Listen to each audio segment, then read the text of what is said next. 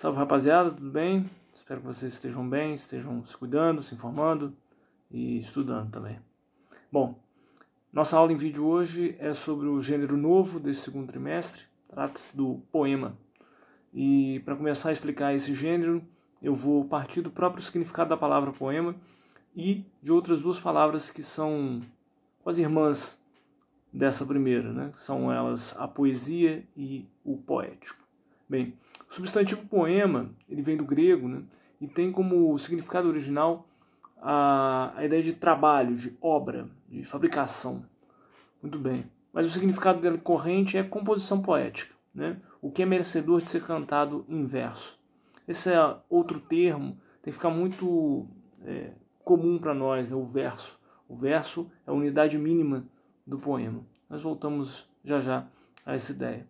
Agora, as outras duas palavras também são importantes, né? A segunda é poesia, também vem do grego, que significa fabricação, composição, criação, é muito similar. E tem o sentido geral, arte de fazer obras em verso, ou arte de fazer poemas. Volta também esse significado já já. E a terceira, o adjetivo poético, que significa capaz de fazer, criativo, produtivo, e é o adjetivo que se usa com relação à poesia. Por que eu elenquei esses três significados para vocês?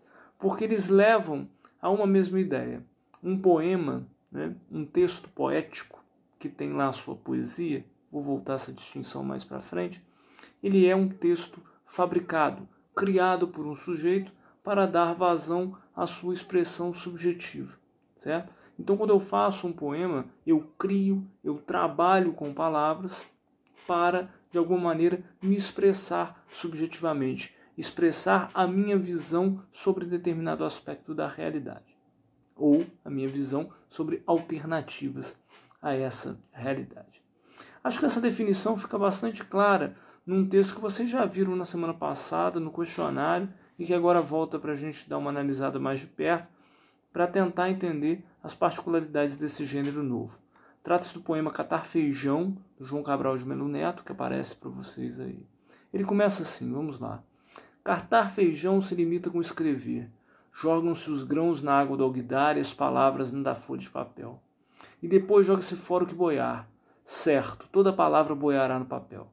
Água congelada, por chumbo seu verbo, pois para catar esse feijão, soprar nele e jogar fora o leve oco, palha e eco.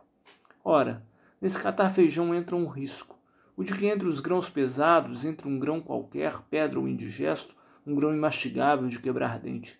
Certo não, quando ao catar palavras, a pedra dá à frase seu grão mais vivo, obstrui a leitura fluviante, flutual, assula a atenção, isca com o risco. Muito bem.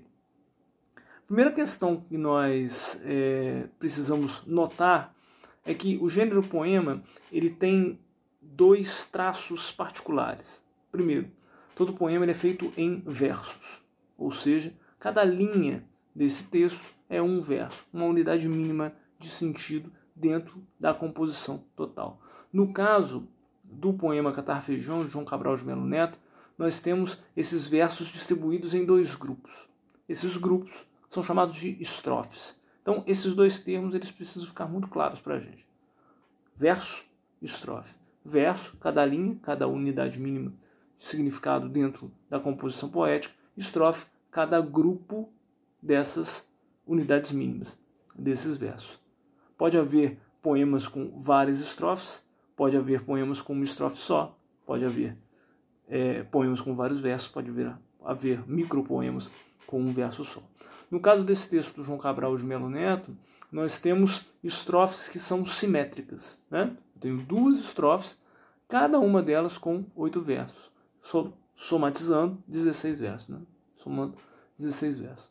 Muito bem.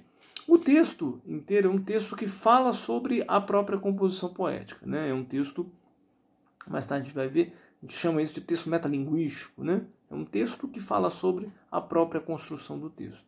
E ele vai comparar a construção poética ao ato de catar feijão, né? Aqueles que já ajudaram os pais ou avós na cozinha, ou que já se aventuraram na cozinha a fazer um feijãozinho, sabem que Antes de fazer o feijão, você tem que catar o feijão para tirar, né, aqueles grãos que não são bons o suficiente para ser cozidos, ou uma pedrinha que pode acabar sobrando da colheita ali. E o João Cabral vai falar mais ou menos isso, né? Você espalha o feijão na vasilha, né? E você espalha as palavras no papel para construir o poema. Só que no ato de catar o feijão, você tem que tirar ali o que é diferente daquilo que você quer comer, né? O que é pedra, o que é sujeira, eu tenho que tirar. No caso dos poemas, o poeta, aquele que se dispõe, né, a construir o poema, ele vai dispor as palavras no papel e ele tem que catar, ou seja, ele tem que selecionar as melhores para construir o sentido de seu texto. Muito bem, só que ele diz o seguinte: a única diferença entre o catar feijão e o fazer poético é que no fazer poético, ao encontrar a pedra, ao encontrar uma palavra mais dura, uma palavra mais contundente, ao invés de retirá-la, eu tenho que deixar, porque é aquela palavra que dá maior sentido ao poema, é aquela palavra que incomoda. Ou seja, eu vou buscar um texto que incomode, que desperte a atenção do meu leitor, que desperte, que aguce a sua sensibilidade, a sua possibilidade de ver o mundo.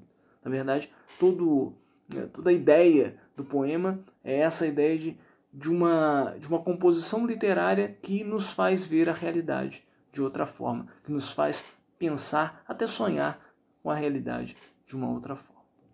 Para tentar fechar tudo isso e para tentar entender qual é a força desse gênero, que a gente vai estudar ainda com mais vagar nas próximas aulas, eu vou chamar vocês para ler um outro poeta brasileiro, né, bem interessante, faleceu há pouco tempo, mas um grandíssimo poeta chamado Ferreira Goulart, e um famosíssimo poema dele chamado Poema Brasileiro, que é de 1962. Né?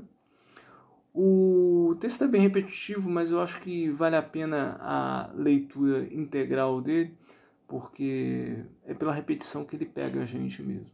Ele começa assim, ó: no Piauí, de cada 100 crianças que nascem, 78 morrem antes de completar 8 anos de idade. No Piauí, de cada 100 crianças que nascem, 78 morrem antes de completar 8 anos de idade. No Piauí, de cada 100 crianças que nascem, 78 morrem antes de completar 8 anos de idade. Antes de completar 8 anos de idade. Antes de completar 8 anos de idade. Antes de completar 8 anos de idade. Antes de completar 8 anos de idade. Bom, o poema é um poema bastante famoso, né? Ele vai tratar de um problema que, infelizmente, assola países desiguais como o nosso, que é a mortalidade infantil. E ele vai tratar esse assunto, né, tentando olhar esse assunto de maneira muito curiosa, para dizer o mínimo. Ele vai tratar esse assunto a partir de uma frase apenas. No Piauí, de cada 100 crianças que nascem, 78 morrem antes de completar 8 anos de idade. Essa é a frase. E essa frase ela vai ser desmembrada, fragmentada durante todo o texto. Nas 4 estrofes que o formam, essa mesma frase vai sendo picotada, cortada, para que a nossa leitura também seja condicionada a não ler a frase de maneira direta, a ler a frase de maneira mais pausada. Até que chegamos à última estrofe, em que apenas o final da frase é colocado em repetição, exaustivamente. Isso é proposital. Né? Qual é a ideia do poema? A ideia é que numa composição extremamente breve se ilumine um fato absurdo, que é o fato de que numa região do país, num estado específico do Nordeste brasileiro, 78 de 100 crianças, 78%, né? 78 de 100 crianças morram antes de chegar aos 8 anos. Né? E como é que o poema vai chamar a nossa atenção para esse fato, que é um fato horrível? Né?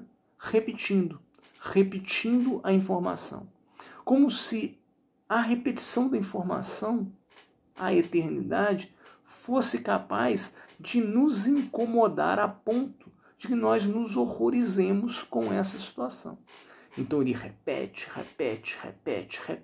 para aquilo ficar martelando na nossa cabeça. A gente pensa, nossa, como é possível vivermos num lugar desse, em que 78% das crianças morrem antes de completar 8 anos de idade.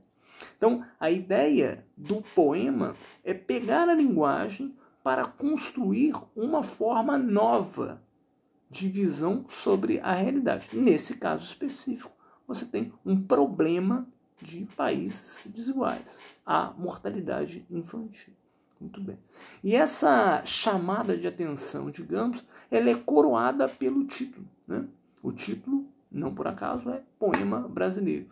Como se o autor dissesse mais ou menos o seguinte: bom, eu só posso fazer esse tipo de poema porque eu vivo neste lugar em que há a absurda estatística de 78 crianças entre 100 morrerem antes de chegar aos 8 anos de idade. Então, para chamar a atenção para a situação desigual e desfavorável, constrói-se um poema que é baseado em uma frase apenas, mas que se baseia na repetição, né? A repetição que machuca a nossa atenção, que machuca a nossa sensibilidade, que faz com que nós nos incomodemos com essa situação.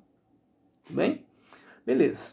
Então, se a gente puder concluir essa aula, que é uma aula breve, né, sobre esse gênero textual, nós podemos dizer que o poema é um gênero literário, né, um gênero textual vinculado à arte literária, distribuído em versos e estrofes, e que tem como principal propósito, se podemos dizer assim, tem como principal propósito iluminar a realidade de uma outra forma, né?